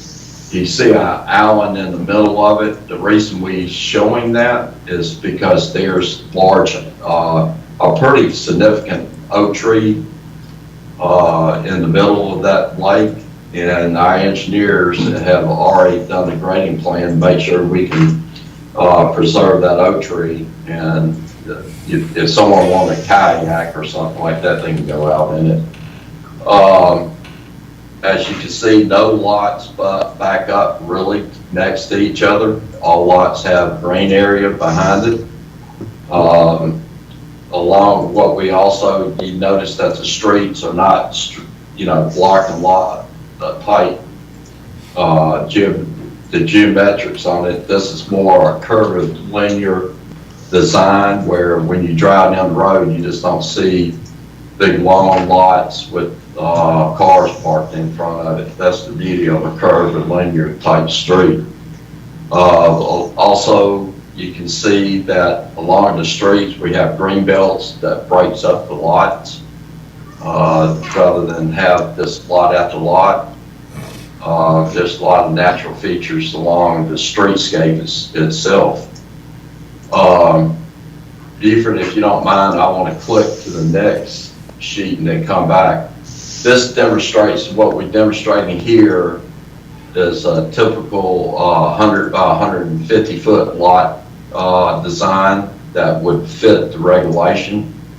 And what we're trying to demonstrate here that, the regulations without being a village subdivision or a planned unit development, something unique where you have the opportunity to have something that is creative. This is what you would come up with. This plan here would basically just wipe out most of the natural resources that we're trying to preserve on this site. And I think this depicts a pretty good picture of the difference between what we could do by the regulation and what we're asking to do under our village concept. If you click to the next slide, if you don't mind. This also demonstrates that what we wanted to do here is just highlight everything in brown around the lakes. And this is the walking trail pattern that we are going to do. And then again, it'll be basically brush cut through natural woods, mulch trails, and with some stations that you can go through it that you rest areas or whatever along the path area. Then again, what we're trying to do here is something unique within the community. If you don't mind, if you just go to the next slide. This is just some highlights of our amenities that we're planning on doing. Then again, these are going to be built. They may not be built. These are going to be where committee to these amenities. The amenity area, you showed the enlargement of the amenity plan on the top left, in the tree house around the big oak tree, which kids would absolutely love. Then down at the bottom left, you see the piers, shade structure, fire pit area. And then we have the fitness stations, and then just a picture of the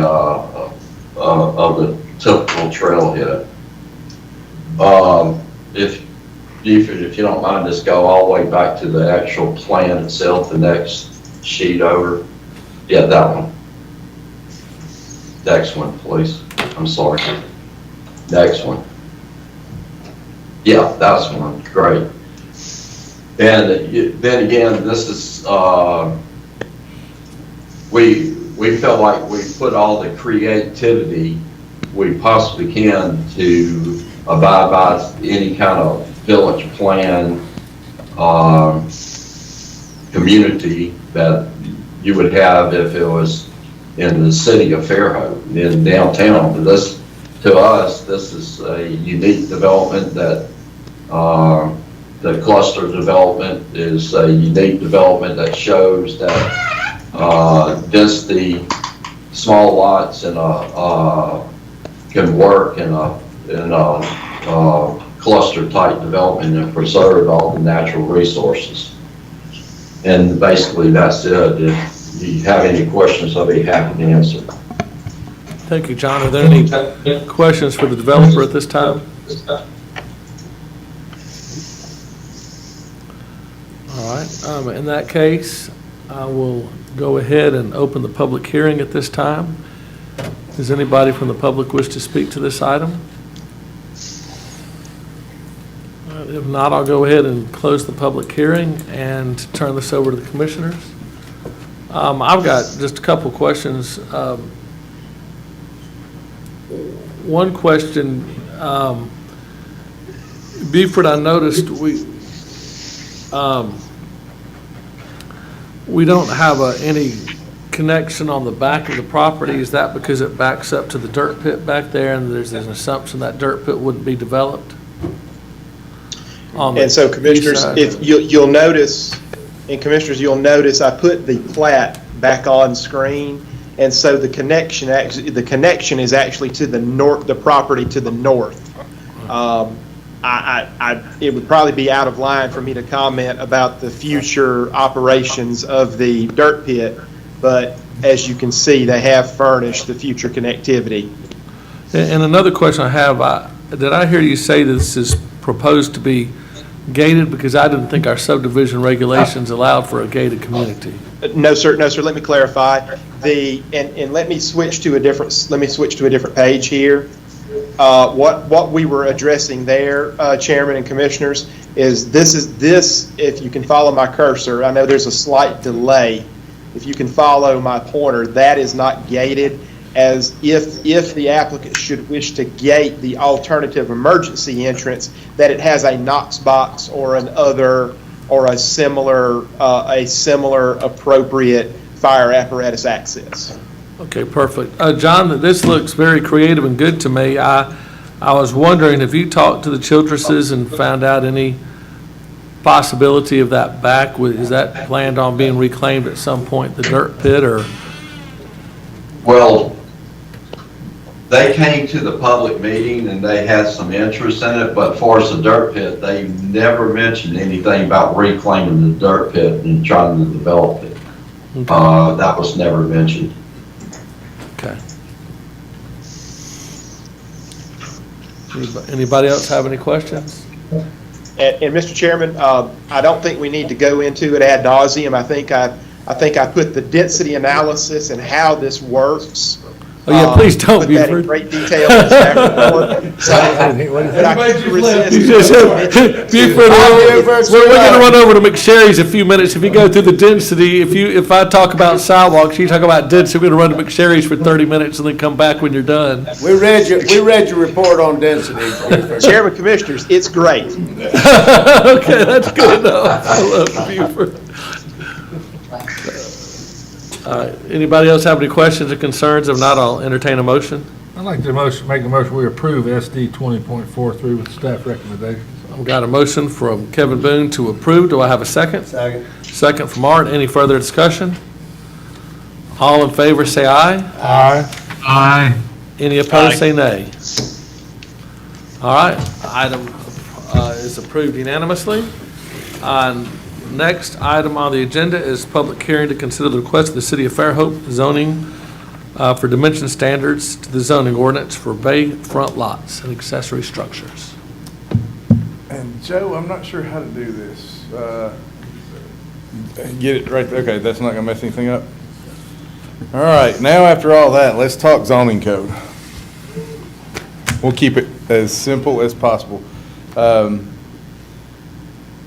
Let Joe get it started. So last month, we had an amendment to the bayfront lots section of our code to allow some accessory buildings. We've added some language that will, we're gonna lock up.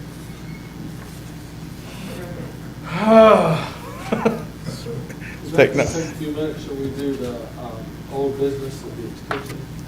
Here we go. I think we can get there, see what you guys are seeing. Okay. So I'm gonna have the language here. We'll come back to that. I'm gonna kind of try to work through the language with a couple of graphics so we can be clear on what we're doing. Just a quick update because I think there was some confusion on some terminology. Obviously, on any lot, we have a lot line. And on bayfront lots, now our definition, the front, so the front setback line is here, side setback lines, rear setback lines.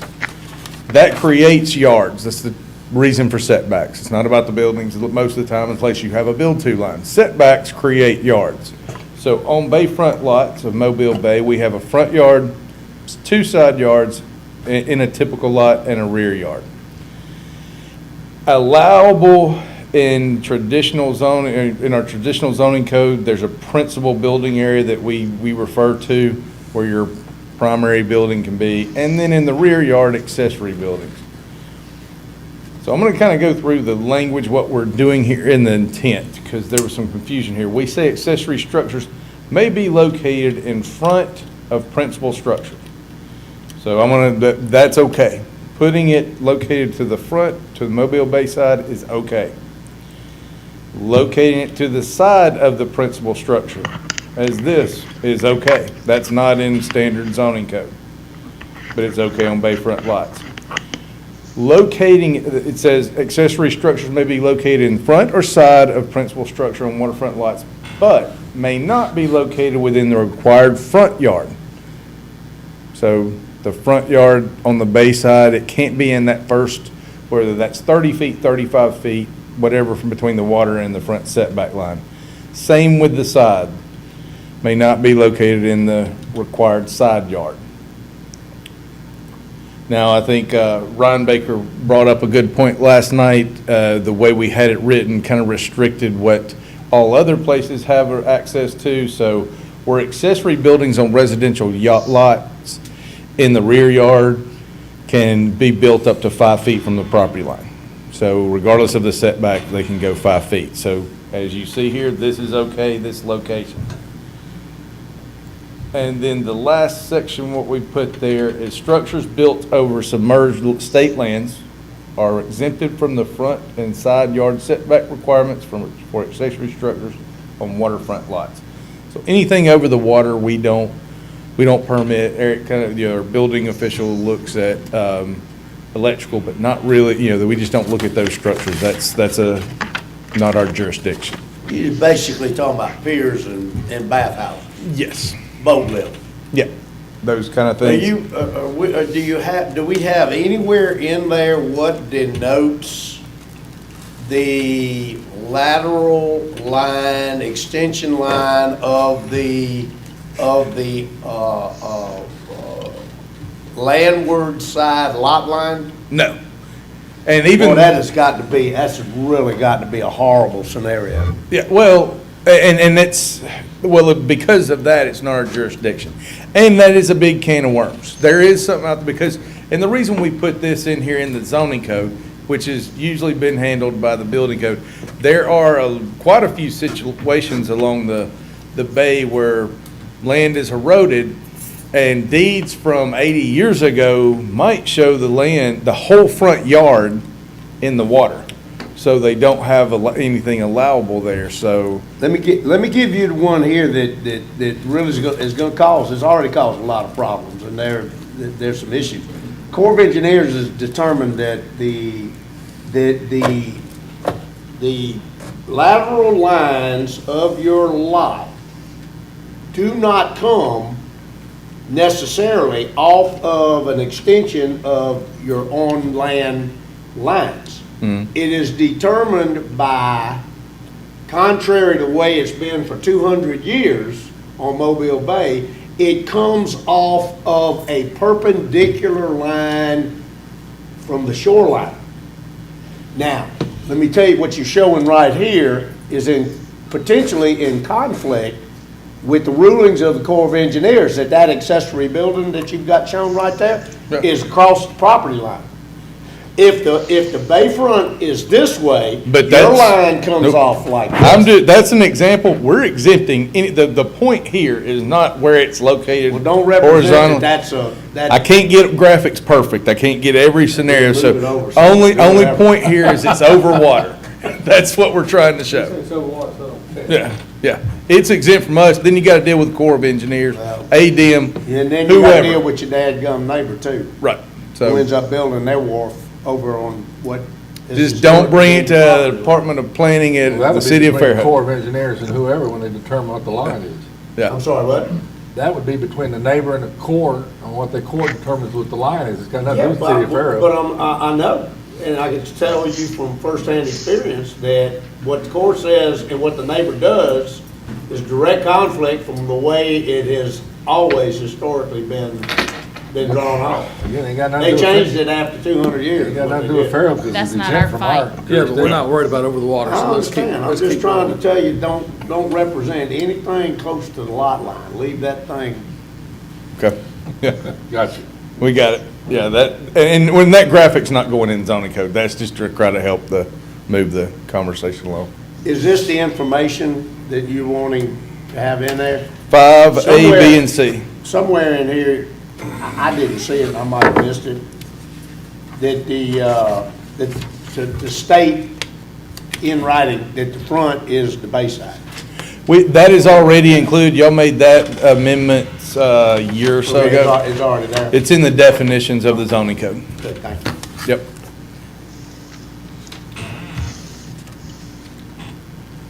Any issues with what they got there, or I'm sorry. any issues with what they got No, there? no, I'm good. Anybody got any issues or concerns? This is a public hearing, so I'll go ahead and open the public hearing at this time. Does anybody from the public wish to speak to that item?